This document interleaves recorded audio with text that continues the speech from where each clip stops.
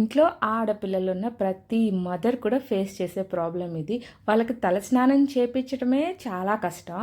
అంతకు మించి వాళ్ళకి ఇలా టవల్ చుట్టేసామా తలస్నానం చేశాక అస్సలు నచ్చదు. చిరాకు పడతా ఉంటారు కదా!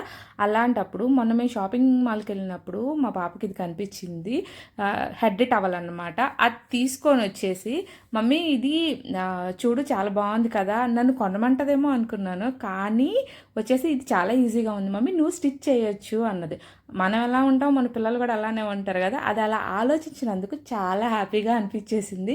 సో, దాని కాస్ట్ వచ్చేసి 400 ఉంది. అంటే అది మళ్ళీ వాటర్‌ని కూడా అంత అబ్జర్వ్ చేసేలా లేదు. సో, నేనైతే ఇంట్లో అయితే ఒక టవల్‌ని యూజ్ చేసి తన కోసం కొత్త టవల్ పిల్లలకి ఏదన్నా ఇలాంటివి చేసేటప్పుడు కొత్త వాటిని మాత్రమే యూజ్ చేయండి.